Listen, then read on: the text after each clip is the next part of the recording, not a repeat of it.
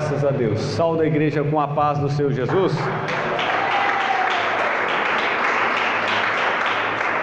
Graças a Deus.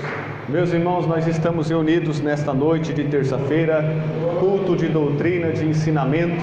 Amém? Nós vamos começar hoje a lição de número 10, que fala sobre a doutrina das últimas coisas. Nós estamos estudando a Bíblia com a ajuda desta apostila Discipulado Pastoral. É a última lição. Depois desta apostila nós vamos utilizar as revistas da Escola Bíblica Dominical, de preferência a mais recente. Amém? Mas antes de começar esta lição, quero fazer uma oração pedindo a Deus graça e sabedoria. Meu Deus, meu Pai querido, ó Deus amado, Senhor, eu te louvo e te exalto, Senhor da glória. Graças eu te dou, Senhor, meu Deus, mais uma terça-feira, Senhor, de ensinamento, de doutrina. Meu Deus poderoso, obrigado, Senhor da glória, por esta rica oportunidade, por este privilégio. Meu Deus, eu te exalto, eu te louvo. Bendito é o nome do Senhor. Graças eu te dou, ó Pai, pela presença de todos aqui que vieram se alimentar, meu Pai, deste pão, comer deste maná, Senhor. Espírito Santo de Deus, obrigado por ter nos dado força, fé, para estar aqui reunido em Teu nome, para aprender de Ti, que é manso e humilde de coração. Ó Mestre dos mestres, nos guia em toda a verdade, nos ilumina, Senhor, nos dê direção, meu Deus poderoso. Edifica, Senhor, a Tua igreja. Ó Deus poderoso, Senhor, o Senhor, meu Pai, nos deu esse instrumento que é a Bíblia Sagrada, para utilizarmos, Senhor. Ó meu Deus, é nesta palavra que nós vamos construir a nossa vida, fundamentar o nosso viver. É nesta palavra, Senhor, que nós vamos se alicerçar. Ó Deus, estar firmes. Ó Deus Todo-Poderoso, Senhor, meu Deus, eu quero construir a minha casa, ó Deus, nesta rocha inabalável, que é a Tua palavra, meu Deus. Ó Senhor Jesus Cristo, Deus poderoso, renova, meu Pai, todos os dias a Tua igreja, a nossa vida, Senhor. Ó Deus, desperta, meu Pai, todos os dias em nosso coração o desejo, meu Pai, a fome, a sede, meu Deus, por Tua palavra. Ó Deus poderoso, o Senhor fala conosco, o Senhor se comunica conosco. Ó Deus Todo-Poderoso, o Senhor diz, no passado o Senhor falou através dos profetas. Ó Deus Todo-Poderoso, Senhor, sim, meu Pai, o Senhor falou através de visões e revelações, meu Deus, mas neste presente século, ó Deus, o Senhor tem falado conosco através do Teu Filho, Jesus Cristo, meu Pai, nos Evangelhos, meu Deus poderoso. Ó Senhor, e Teu Espírito Santo nos deu, Senhor, a palavra completa, a Bíblia Sagrada completa para a igreja, Senhor. Ó Deus poderoso, Senhor, é a boca de Deus, são as palavras que vêm da boca de Deus, Senhor, é a Tua palavra falando, Senhor, com cada um de nós, com a nossa alma, com o nosso espírito, meu Deus. Sim, ela é espírito e vida, a Tua palavra é poderosa, Senhor. Ó meu Deus, quando nós obedecemos, nós somos abençoados. Quando nós praticamos, somos beneficiados. Ó Deus Todo-Poderoso, Senhor, porque, meu Pai, a Tua palavra funciona, é eficaz, é eficiente. Ó Deus, não falha. Ó Deus Todo-Poderoso, é perfeita. Meu Deus, em nome do Senhor Jesus Cristo, meu Pai, nós precisamos crescer, meu Pai. Ó Deus Todo-Poderoso, um pouco mais. Nós precisamos amadurecer mais e mais, Senhor. Ó Deus, crescer tanto na graça como no conhecimento do Senhor, tanto no poder como na palavra. Ó Deus poderoso, crescer em equilíbrio, crescer, meu Pai, de maneira saudável, Senhor. E nós oramos, meu Pai, pelo crescimento desta igreja em quantidade e qualidade. Meu Deus Todo-Poderoso, Senhor, ela pertence ao Senhor, é a menina dos Teus olhos, ó Pai. Ó Senhor da glória, fala com o Teu povo, o Teu povo te ouve, Senhor. Vieram buscar, meu Pai, ó Deus, a Tua presença, meu Deus. Ó Senhor, vieram prestar o culto ao Senhor, e o Senhor responde, ó Deus poderoso, e o Senhor atende. Ó Deus Todo-Poderoso, Espírito Santo, Espírito da verdade, salva-nos, ó Deus, do engano do nosso coração, salva-nos do engano deste mundo, salva-nos do engano de Satanás, meu Deus, salva-nos, Senhor, da operação do erro, dos anticristos, dos falsos profetas, das heresias. Ó Deus poderoso, salva-nos, meu Pai, em nome de Jesus Cristo, das seitas. Ó Deus, salva-nos, meu Deus, das falsas religiões. Ó Deus Todo-Poderoso, salva, Senhor, as almas. Ó Deus da ilusão, ó Pai, da mentira, meu Deus, salva, Senhor. Ó meu Pai, as almas dos exploradores, dos abusadores, meu Deus, dos ditadores, salva, Senhor, as almas. Ó Deus dos falsos líderes, meu Deus, salva as almas, Senhor, ó Pai. Isso, Deus Todo-Poderoso, Senhor, o inimigo tem arrastado, o inimigo tem lutado, meu Pai, para afastar, para desviar as almas da verdade, da sã doutrina, meu Pai, e como o Espírito Santo já profetizou, nos últimos dias, muitos se apostatariam da fé. Ó, meu Deus, apostasia moral, apostasia espiritual, apostasia teológica. Ó Deus Todo-Poderoso, sim, Senhor, são dias trabalhosos, meu Pai. Ó Deus poderoso, nós lutamos pela unidade da fé, numa só confissão, num só credo, ó Deus poderoso, numa só crença, numa só teologia, numa só linha de pensamento, ó Deus, unidade da igreja, Senhor. Ó Deus Todo-Poderoso, meu Pai querido, ajuda-nos, meu Deus poderoso, a viver em unidade em todos os sentidos, em nome do Pai, do Filho e do Espírito Santo de Deus. Amém, Senhor Jesus. Graças a Deus. Meus irmãos, pegue a sua Bíblia e abra em Mateus capítulo 24, versículo 14. É o texto principal, o texto base da lição de hoje. Amém? Escatologia significa a doutrina das últimas coisas. É o estudo das profecias que ainda irão se cumprir. Amém? Do final dos tempos, do fim dos tempos. Então nós vamos falar sobre as revelações do porvir. Vamos falar sobre a morte, sobre a ressurreição, sobre a segunda vinda de Jesus Cristo, sobre o arrebatamento. Vamos falar sobre o anticristo, juízo final, novos céus, nova terra, promessas ao vencedor, milênio. Então são todos temas relacionados a coisas que ainda irão acontecer, estão por vir. Hein? Mateus 24, versículo 14. Quem trouxe a Bíblia, diga amém. Grande Deus, quem está aqui, diga amém. Então preste atenção. E este evangelho do reino será pregado em todo o mundo, em testemunho a todas as gentes, e então virá o fim. Pode se assentar. Dê uma salva de palmas com glórias a Deus e aleluias. Meus irmãos, aqui está no capítulo 24 do Evangelho de Mateus. Jesus, ele está pregando um sermão profético. Nós temos, meus irmãos, livros na Bíblia e capítulos de alguns livros da Bíblia que trata de profecias futuras, de revelações, visões e previsões para o porvir. No capítulo 24 de Mateus, Jesus ele vai tratar da escatologia, das últimas coisas. No livro de Apocalipse, João também vai trazer revelações do fim dos tempos. E no Antigo Testamento nós temos também aí em destaque Daniel, também vai dar muitas profecias, revelações, visões para o futuro. E tem outros textos também, mas os livros que mais tem, que mais se destaca é Daniel, é o Evangelho aqui com Jesus e o livro de Apocalipse.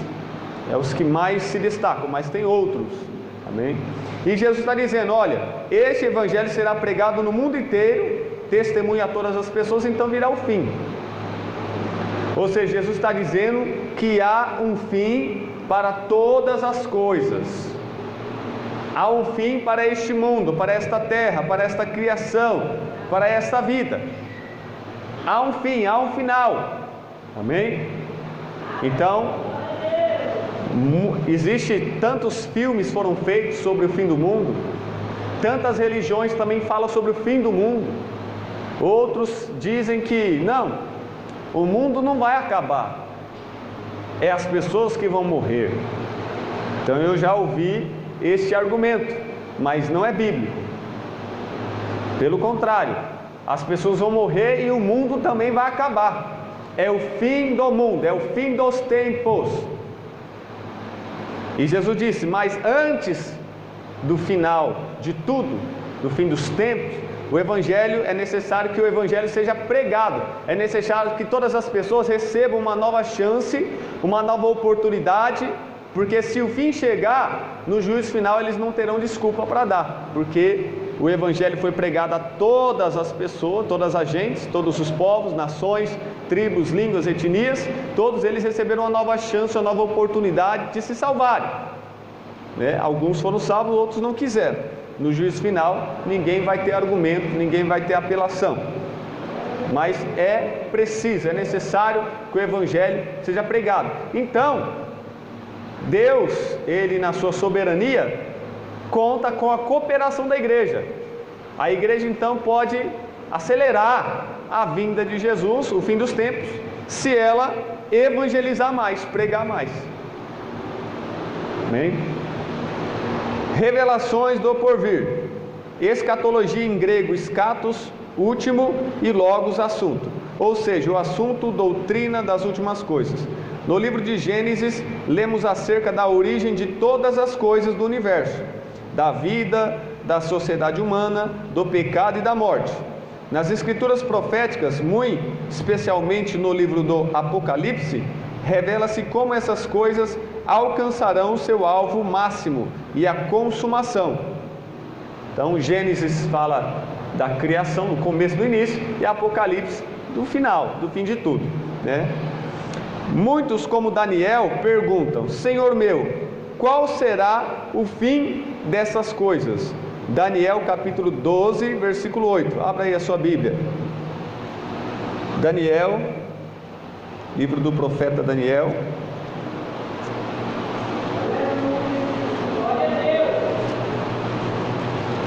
Capítulo 12, versículo 8. É uma pergunta que muitas pessoas têm, é uma curiosidade, uma pergunta, é um questionamento, né?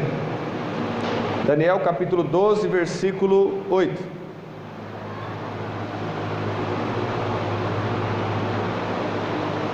Na minha Bíblia, né, está a tradução Nova Linguagem de hoje. Então diz assim: mas eu não entendi bem e por isso perguntei, por favor, me diga como é que tudo isso vai acabar.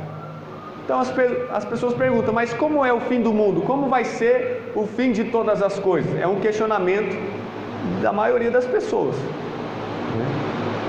Sobre a morte, sobre se existe outra vida, por que nasceram, por que existem. São questionamentos, indagações da vida, né? Somente Deus pode responder a pergunta, e a resposta se encontra nas Escrituras, porque somente Deus é onisciente e sabe do futuro. Só Deus sabe do amanhã, porque para Deus, ontem, hoje e amanhã é a mesma coisa. Amém? Para Deus é como se tudo já tivesse acontecido ao mesmo tempo. Um dia como 1000 anos como um dia. Só Deus pode responder, embora muitas pessoas querem adivinhar ou prever. Deus é quem respondeu através dos seus profetas, dos homens de Deus na Bíblia Sagrada. Sobre a morte, definição: é a separação da alma do corpo. Essa experiência descreve-se como dormir. João capítulo 11, versículo 11. Então a primeira morte, a Bíblia fala sobre duas mortes. A primeira morte é a física, é quando a alma se separa do corpo. A segunda morte é quando a alma é separada de Deus, ou seja, é lançada no inferno, e é a pior morte. Muitas pessoas têm medo dessa morte, mas não têm medo da segunda morte, que é a pior. E Jesus disse: não tema quem pode tirar a vida do seu corpo e não pode fazer nada com a sua alma. Temam a Deus, que Deus pode tirar sua vida aqui e ainda lançar sua alma no inferno. Então a segunda morte é a pior, né? E é claro que os salvos não verão a morte, a segunda morte, não receberão a segunda morte. João capítulo 11, versículo 11. Jesus disse isso e depois continuou: o nosso amigo Lázaro está dormindo, mas eu vou lá acordá-lo. Então, a Bíblia fala dormir, mas como metáfora, né? A pessoa morreu, mas se morreu salvo, então na verdade a morte não tem poder sobre ele. Então Jesus vai falar que ele está somente dormindo. Lázaro era amigo de Jesus, era salvo, era crente. Ele morreu de verdade, mas Jesus falou que ele estava dormindo, porque a morte não tem poder sobre ele. Jesus já venceu a morte. Então ele fala numa linguagem que se chama metáfora.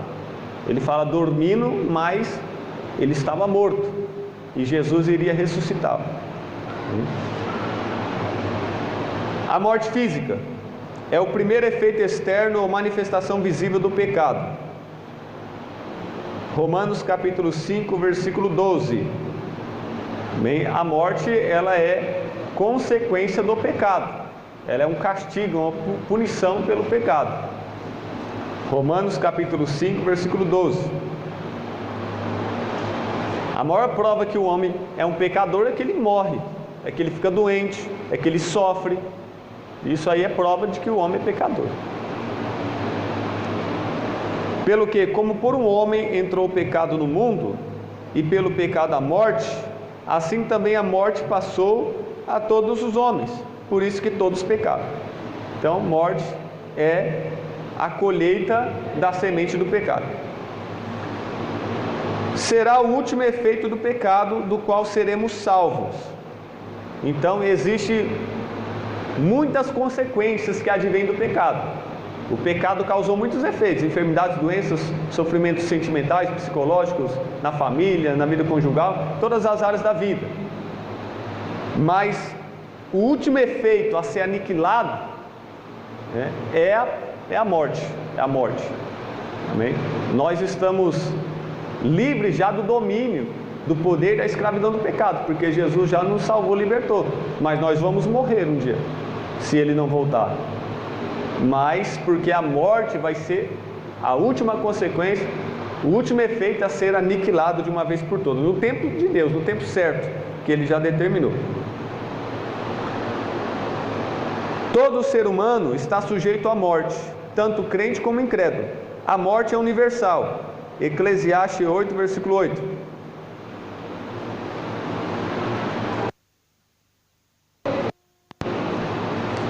Eclesiastes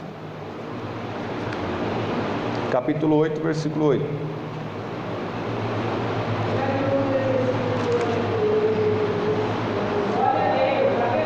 Eu vou ler aqui na minha tradução.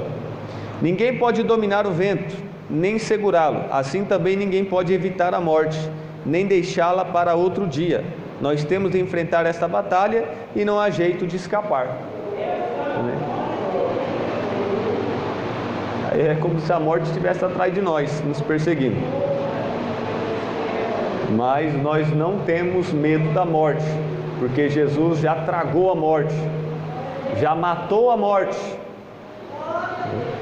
Jesus, né, foi o primeiro. Pela primeira vez a morte ela imperou desde Gênesis até a época de Jesus. A morte vencia todo mundo. Davi, Salomão, Moisés, todos os grandes homens de Deus, a morte derrotava, não tinha um que vencia a morte. Mas há mais de 2000 anos atrás nasceu Jesus, e aí pela primeira vez a morte vai ter que experimentar a derrota. Aleluia. E todos hão de prová-la, exceto na vinda do Senhor, né? Se Jesus voltar, nós seremos arrebatados, mas se Ele não voltar, amém, a gente pode morrer, amém, e depois ser ressuscitado. Amém? Se ele não voltar até a nossa morte, quando ele voltar, ele ressuscita os crentes. Mas se ele voltar e estivermos vivos, ele já leva. Porque a morte ela é universal, é para todos. Salmos 89, versículo 48.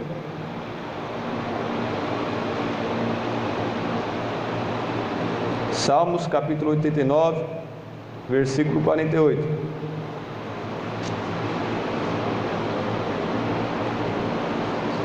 Quem pode continuar vivo e nunca morrer? Quem pode escapar da sepultura?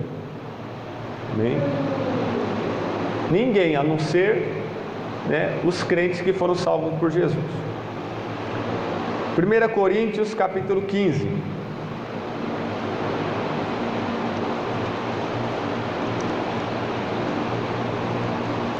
Coríntios capítulo 15, versículos 51 e 52.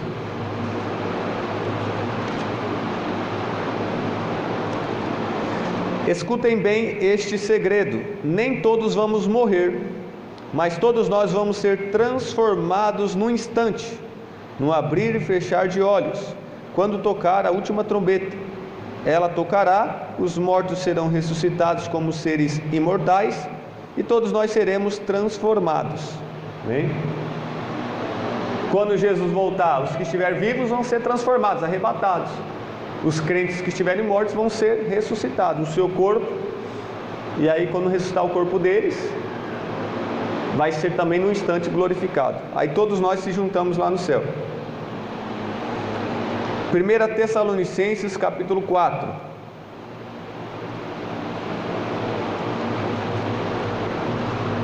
Tessalonicenses capítulo 4, versículo 17. Então nós, os que estivermos vivos, seremos levados nas nuvens, junto com eles, para nos encontrarmos com o Senhor no ar, e assim ficaremos para sempre com o Senhor. Amém? A nossa vida física é muito abreviada. Sua brevidade é comparada à sombra, mensageiros apressados e como a erva, como uma lançadeira, como um vapor e como um palmo. Então nossa vida é tão breve, tão frágil, que ela é comparada a estas coisas. Vamos ler então 1 Crônicas capítulo 29, versículo 15.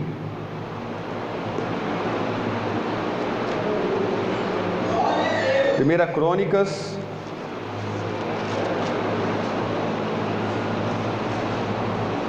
capítulo 29, versículo 15.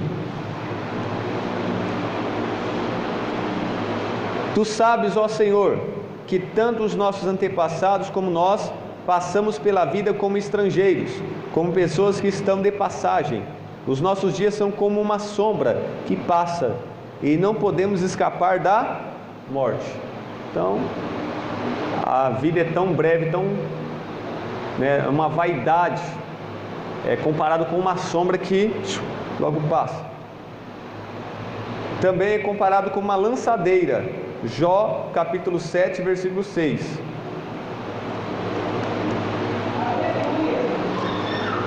Jó capítulo 7, versículo 6. Os meus dias passam mais depressa do que a lançadeira do tecelão, e vão embora sem deixar esperança. A brevidade da vida é comparada como mensageiros apressados, ainda em Jó capítulo 9, versículo 25.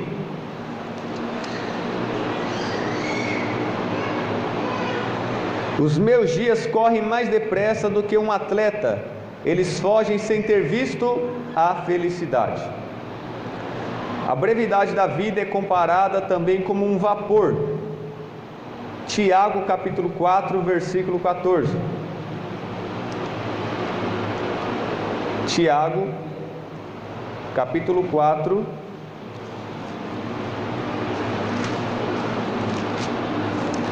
versículo 14.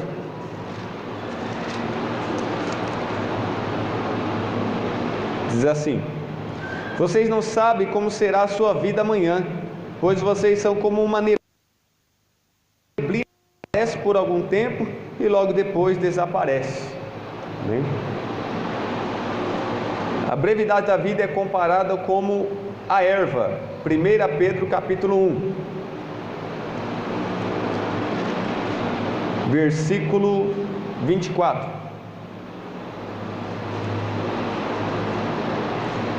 Como dizem as Escrituras Sagradas, todos os seres humanos são como a erva do campo, e a grandeza deles é como a flor da erva. A erva seca e a flor cai. Amém? A brevidade da vida é comparada como um palmo. Salmos 39, versículo 5.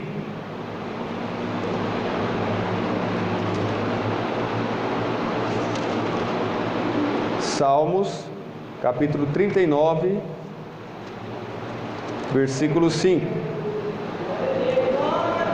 Como é curta a vida que me deste, diante de ti, duração da minha vida não é nada. De fato, o ser humano é apenas um sopro. Amém? Então aqui está a brevidade da vida. A morte espiritual significa ser separado de Deus. A alma que pecar, essa morrerá. Pecado consumado, inclinação para a morte, aparência enganosa. Isso tem a ver com a morte espiritual. Separados de Deus, Efésios capítulo 2, versículo 12. Nós no passado, nós estávamos mortos espiritualmente. Por quê? Nós vivíamos em pecado. Não tínhamos vida espiritual. Não servíamos a Deus, não buscávamos nem adorávamos a Deus, então estávamos mortos no mundo espiritual de Deus. Efésios capítulo 2, versículo 12. Naquele tempo vocês estavam separados de Cristo, eram estrangeiros e não pertenciam ao povo escolhido de Deus, não tinham parte nas suas alianças, que eram baseadas nas promessas de Deus para o seu povo, e neste mundo vivia sem esperança e sem Deus. Morte espiritual é viver sem Deus, separados de Jesus. Romanos capítulo 8, versículo 6.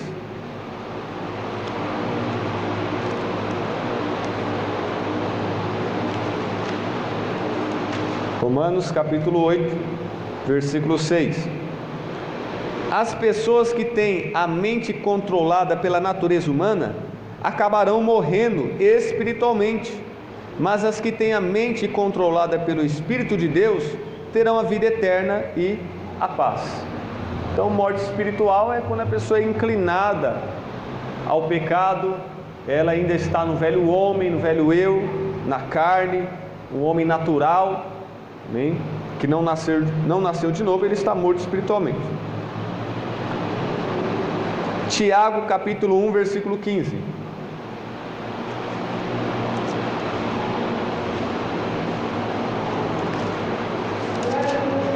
Tiago capítulo 1, versículo 15. Então esses desejos fazem com que o pecado nasça, e o pecado, quando já está maduro, produz a morte. Então o pecado consumado, praticado, significa que a pessoa está morta espiritualmente. Apocalipse capítulo 3, versículo 1.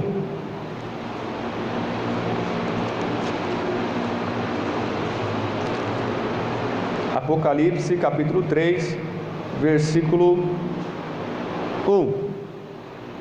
Ao anjo da igreja de Sardes, escreva o seguinte: esta é a mensagem daquele que tem os 7 Espíritos de Deus e as 7 estrelas. Eu sei o que vocês estão fazendo. Vocês dizem que estão vivos, mas de fato estão mortos. Bem? Então tem pessoas na igreja, pessoas religiosas, que acham que estão vivos, mas estão mortos. Bem?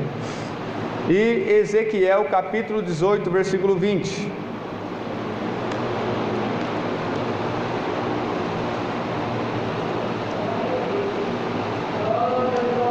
Ezequiel capítulo 18, versículo 20.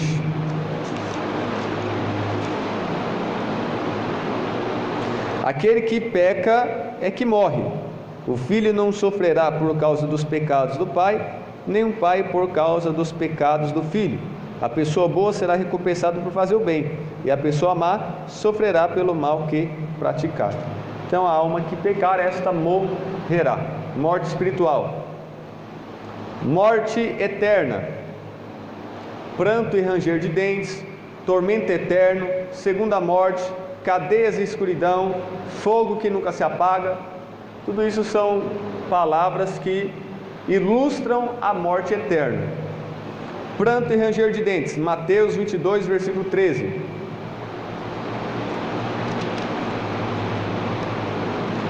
Mateus capítulo 22, versículo 13. Então o rei disse aos empregados: amarrem os pés e as mãos deste homem e o joguem fora na escuridão. Ali ele vai chorar e ranger os dentes de desespero. Ainda em Mateus, agora no capítulo 25, versículo 46. Mateus capítulo 25, versículo 46. Jesus terminou assim: portanto, estes irão para o castigo eterno, mas os bons irão para a vida eterna. Marcos capítulo 9, versículo 43. Marcos capítulo 9, versículo 43. Se uma das suas mãos faz com que você peque, corte-a fora, pois é melhor você entrar na vida eterna com uma só mão do que ter as duas e ir para o inferno, onde o fogo nunca se apaga. 2 Pedro capítulo 2,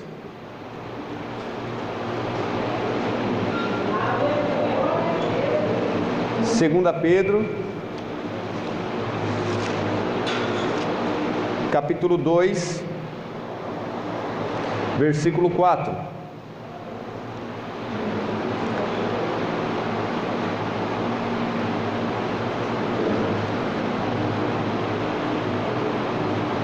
Pois Deus não deixou escapar os anjos que pecaram, mas os jogou no inferno e os deixou presos com correntes na escuridão, esperando o dia do julgamento. Apocalipse capítulo 21, versículo 8.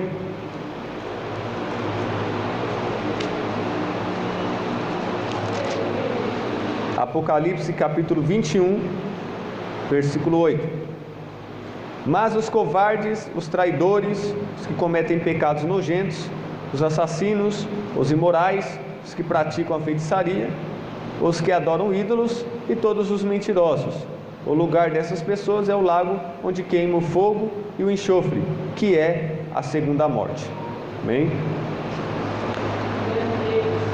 Então nós aprendemos aqui sobre a morte física, é a separação da alma e do corpo. Sobre a morte espiritual, que é quando a pessoa vive sem Deus no pecado. E a morte eterna, né, que é depois, a Bíblia diz que o homem está destinado a morrer logo após o juízo.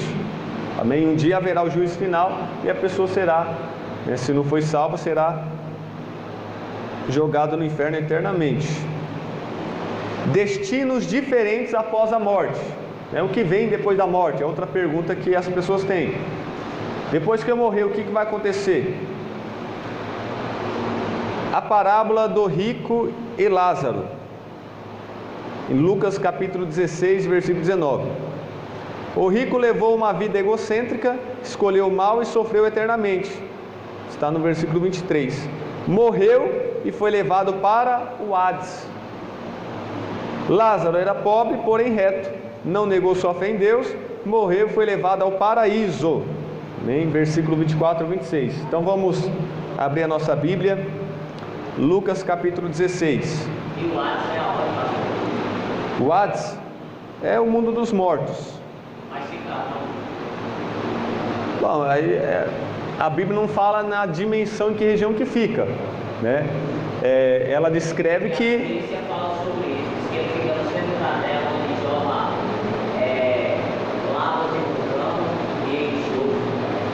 Muitos estudiosos querem dizer onde ficava o Jardim do Éden, aonde fica o mundo dos mortos, mas isso aí não tem claramente na Bíblia. A gente pode até conjecturar, estudar, pensar, né?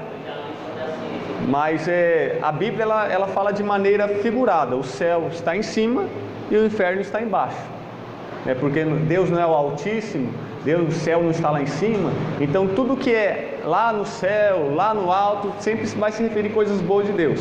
Aí quando fala lá embaixo, abismo, buraco, todas essas linguagens figurativas, né, se fala das coisas ruins, né? Então o Hades, mundo dos mortos, inferno, sempre vai falar que é embaixo, né? O céu lá em cima de Deus, né? 3 céus, o céu atmosfera, o céu universo, o céu da glória de Deus, terra que é no meio intermediário e o inferno que está, né, embaixo. Vamos ler Lucas capítulo 16, que vai ilustrar, vai nos dar um desenho, né, que nem o irmão aqui está falando. Aqui nessa parábola vai nos dar um desenho. A gente pode até ler e tentar desenhar, mas é claro que é a nossa imaginação. Lucas capítulo 16,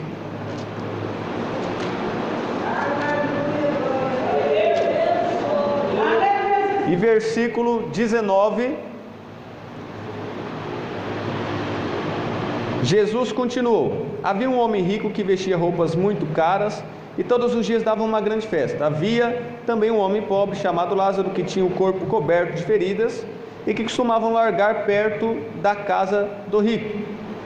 Lázaro ficava ali procurando matar a fome com as migalhas que caíam da mesa do homem rico, e até os cachorros vinham lamber as suas feridas. O pobre morreu e foi levado pelos anjos para junto de Abraão, na festa do céu. Então veja, ele era pobre, mas era crente. Morreu e foi escoltado pelos anjos para o paraíso. Aqui é um destino do crente. O rico também morreu e foi sepultado, ou seja, não teve escolta de anjo e nem foi levado para o paraíso, foi sepultado, né? Ele sofria muito no mundo dos mortos, que é o Hades. Quando olhou, viu lá longe Abraão e Lázaro ao lado dele, e gritou: pai Abraão, tenha pena de mim, mande que Lázaro molhe o dedo na água e venha refrescar a minha língua, porque estou sofrendo muito neste fogo. Mas Abraão respondeu: meu filho, lembre que você recebeu na sua vida todas as coisas boas, porém Lázaro só recebeu o que era mal, e agora ele está feliz aqui, enquanto você está sofrendo. Além disso, há um grande abismo entre nós, de modo que os que querem atravessar daqui até vocês não podem, como também os daí não podem passar para cá. O rico disse: nesse caso, pai Abraão, peço que mande Lázaro até a casa do meu pai, porque eu tenho 5 irmãos. Deixe que ele vá e os avise, para que assim não venham para este lugar de sofrimento. Mas Abraão respondeu: os seus irmãos têm a lei de Moisés e os livros dos profetas para os avisar, que eles os escutem. Só isso não basta, pai Abraão, respondeu o rico. Porém, se alguém ressuscitar e for falar com eles, aí eles se arrependerão dos seus pecados. Mas Abraão respondeu: se eles não escutarem Moisés nem os profetas, não crerão, mesmo que alguém ressuscite. Então, nessa parábola que Jesus conta, que muitos vão discutir, há uma discussão se é literal ou se é uma história inventada, mas tem um ensinamento doutrinário, onde o pobre Lázaro, o mendigo, foi para o seio de Abraão, para o paraíso. Em algumas traduções, o rico viu lá no alto, olhou para cima e lá no alto viu Lázaro, lá no seio de Abraão. Na minha tradução já está, né, que eles apenas não disse que era para o alto, mas disse que estava distante. Então, não dava para um ir para o lado do outro, porque havia um abismo. Então vamos imaginar uma linha, essa parede é a divisão, o abismo. De um lado, o paraíso, seio de Abraão, que são figuras de linguagem, são sinônimos para dizer a mesma coisa. Paraíso, onde os salvos